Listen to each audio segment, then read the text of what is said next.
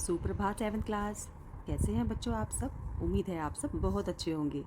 तो बच्चों, आज आपकी हिंदी विषय की वर्कशीट नंबर 2 आ गई है।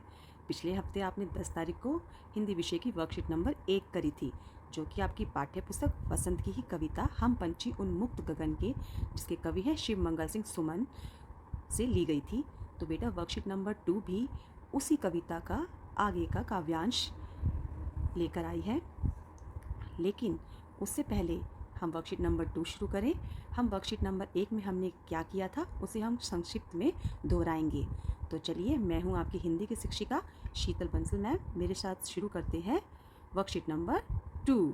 बच्चों, वर्कशीट नंबर 1 में हमने पढ़ा था, हम पंछी उन्मुक्त गगन के पिंजर बंद न गा पाएंगे, कनक तिल्लियों से टकराकर पुलकित पंख टूट जाएंगे, हम बहता जल पीने वाले मर जाएंगे भूखे प्यासे, कहीं भली है कटुकनी बोरी कनक कटोरी की मैदा से। वर्कशीट नंबर 1 में पंछी कह रहे थे कि हम पंछी उन्मुक्त गगन के, हम स्वतंत्र आकाश के पक्षी हैं। हम कनक तिल्लियों, चाहे हमारा जो पिंजरा है वो सोने की श्रृंखलाओं, सोने की तिल्लियों से बना ही क्यों ना हो, हम उसमें भी नहीं रह पाएंगे। हम बहता जल पीने वाले मर जाएंगे भूखे प्यासे। पंछी कहते हैं बच्चों कि कहीं भली है कटुक निबोरी, हमें नीम का जो कड़वा फल होता है वो भी मंजूर है, परंतु अगर आप हमें पिंजरे में रखकर सोने की कटोरी में खाने को भी दोगे तो वो भी हमें पसंद नहीं आएगा। तो बेटा, आज आपकी वर्कशीट नंबर 2 है। डेट है 17/9/2020। विषय है हिंदी। कविता का नाम है हम पंछी उन्मुक्त गगन के। कक्षा है 7। सबसे पहले आप विद्यार्थी का नाम यानी अपना नाम लिखेंगे, उसके बाद अपने कक्षा अध्यापक का नाम लिखेंगे। तो चलिए बच्चों, शुरू करते हैं। कोविड-19 के लॉकडाउन या तालाबंदी में घर के अंदर बंद होकर कैसा लगता है, यह तो आप जान ही गए होंगे। बेटा, लॉकडाउन में हमें कई महीनों तक घर के अंदर बंद होकर रहना पड़ा, तो हम अपनी सिचुएशन को, हम अपनी लाचारी को एक पिंजरे में कैद पक्षी के साथ हम उसको जोड़ सकते हैं। उसके साथ हम अनुभव कर सकते हैं कि उस पक्षी को कैसा लगता होगा जो पिंजरे में बंद रहता है। आइए इसी बारे में जानते हुए हम कविता हम पंछी उन्मुक्त गगन के का दूसरा भाग पढ़ते हैं। ये कविता शिव मंगल सिंह सुमन द्वारा रचित है। स्वर्ण श्रृंखला के बंधन में अपनी गति उड़ान सब भूले, बस सपनों में देख रहे हैं तरुगी फुनगी पर के झूले, ऐसे थे अरमान की उड़ते नीले नभ की सीमा पाने, लाल किरण सी चोंच खोल चुकते तारक अनार के दाने। तो पंछी कहते हैं बेटा कि स्वर्ण श्रृंखला के बंधन में, अगर हमें सोने के पिंजरे में, स्वर्ण माने सोना, जिसके आभूषण बनते हैं बेटा, गहने जेवरात बनते हैं, वही स्वर्ण, यानी हमें सोने के पिंजरे में भी अगर आप बंद कर दोगे तो हम अपनी गति, अपनी उड़ान, कैसे उड़ा जाता है, कैसे चला जाता है, हम सब भूल जाएंगे। फिर पिंजरे में पड़े पड़े पेड़ों की ऊंची शाखाओं पर झूला झूलने का बस सपना ही देखते रह जाएंगे, जबकि पक्षियों की इच्छा या अरमान तो खुले आकाश में उड़ने की है। क्यों बेटा, पक्षी तो बना ही खुले आकाश में उड़ने के लिए है, पेड़ों की ऊंची ऊंची शाखाओं पर झूला झूलने के लिए है।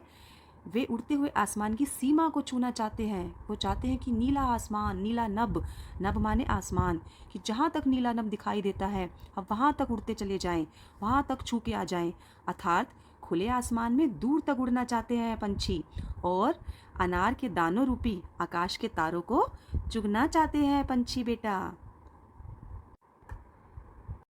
प्रश्न नंबर 2, पक्षियों के क्या अरमान हैं? कौन बताएगा इसका जवाब? मुझे लगता है आप सब बच्चे इसका जवाब दे पाएंगे। पक्षियों के अरमान या इच्छा थी कि वे खुले आकाश में उड़े, वे नीले नभ की सीमा पाने उड़ जाएं, खुला आकाश, नीला आकाश, उस पर दूर दूर तक उड़ सके। यही अरमान थे पक्षियों के। प्रश्न तीसरा, पिंजरे में पड़े पड़े पक्षी क्या सपना देखते हैं?